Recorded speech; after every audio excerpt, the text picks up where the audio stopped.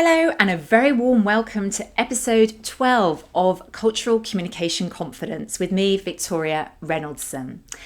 Today we're going to be talking about how to get around no. And I know this is a challenging situation. I'm sure many of you have experienced this where somebody seems to be always seeing the negative side of what you're saying. They seem closed-minded and perhaps they seem determined to disagree with your idea.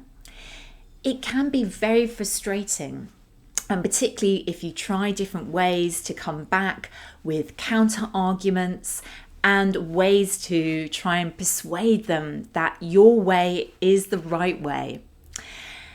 I know this is a very common experience. I've experienced it myself. And I know my clients experience it. So, is there any way to get around a no?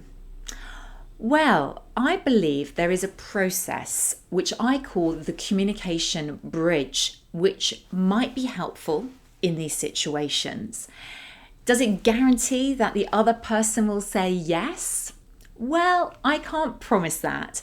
However, I think it is a very practical approach to see if there is a way to get to a yes that works for both of you. So let me explain how you build a communication bridge when you're experiencing these communication challenges. The first thing to think about is what is happening with your non-verbal communication. So what tends to happen in these meetings is that when somebody is disagreeing with us, we feel this tension. Actually, it becomes clear through our non-verbal communication that we are frustrated. So we might have closed body language, we might have a frown on our face, we might look questioningly at the other person. You get the idea. It's not the best way because immediately we're signaling we're feeling these feelings, and that's not going to help us to get to that yes. So pay attention to what's going on.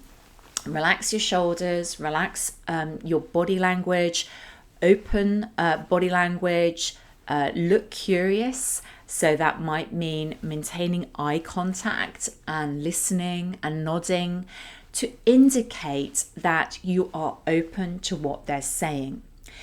This is a simple thing, but it is so important because you're trying to get away from the them and us feeling and create that sense that you are listening to what is being said.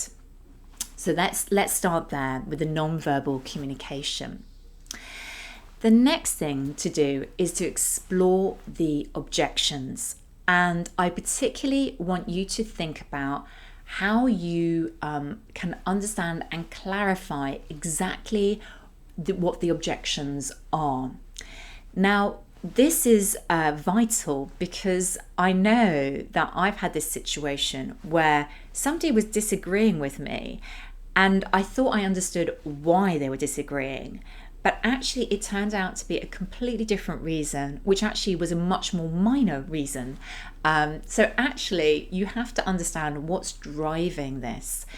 And to do this, you need to be very curious, ask lots of really good questions, particularly open-ended questions like what and why and how come, and tell me more is a really nice statement.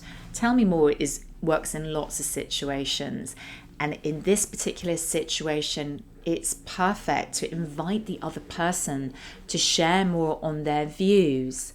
And you can ask questions like, can you give me a bit more detail about your concerns in this area? So really invite the other person to fully share what is on their mind. And that can be very helpful because you understand and can almost diagnose where is the issue. So once you've got that clear, then let's move into the common goal. By this, I mean that it doesn't matter what the context is, whether you're on the same team or whether you're on a project team within a department, or perhaps you're from different areas of the company or even different companies. You're coming together for a particular purpose to work together. And that might be to achieve a particular project goal. So what you want to do is remind people about that common goal. So, you can say, let's go back to our project's objectives and what we're trying to achieve here. I like to do this because, again, sometimes people get into a mindset of we're in two different camps here and it's very them and us, and there is no way for us to meet. But with the communication bridge, what you're trying to do is find that way to connect together again and reminding people of what that common goal is, even if it's at a very macro level, like this is what our company is trying to achieve here, or a micro level, this is what this specific project is trying to achieve. It can bring everybody back together again. So that's a good strategy.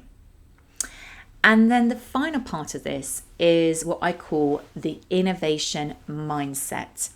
So this requires for you to be creative, and it requires you to acknowledge what's been said and clearly express and reflect back that you've understood their concerns and their questions, and then to build on that.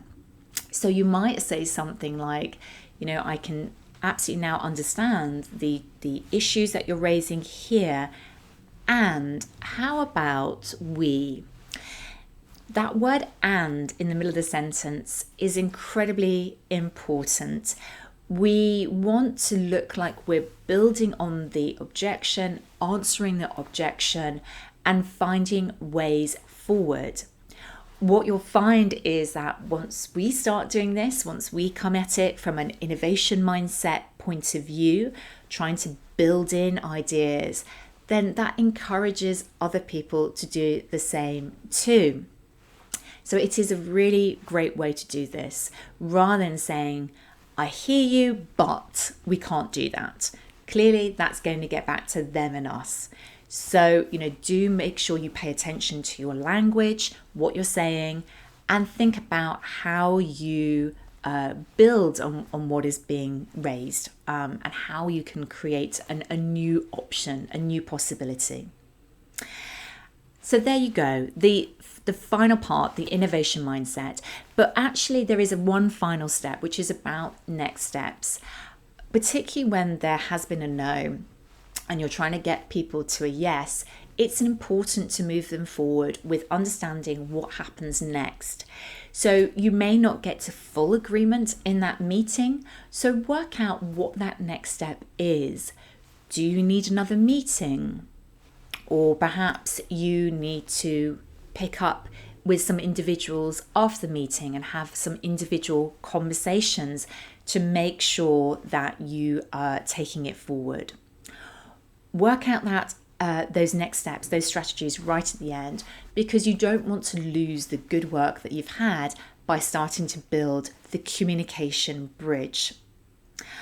I really hope you can see the benefits of this particular approach. I really like this because I think it helps people turn things around and see things in a different way. It also demonstrates to people who perhaps are saying no to you that you are reaching out and trying to build that bridge with them. So I would love to know how this goes for you.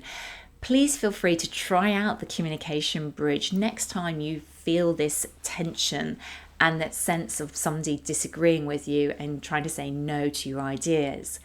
And let me know how you get on. So please feel free to reach out to me and let me know, because I'm always really interested to how this goes into practice. As we come to the end of today's episode, if you have any questions on this, or you're interested in the communication techniques that I'm sharing and as part of my coaching and training, then please feel free to contact me.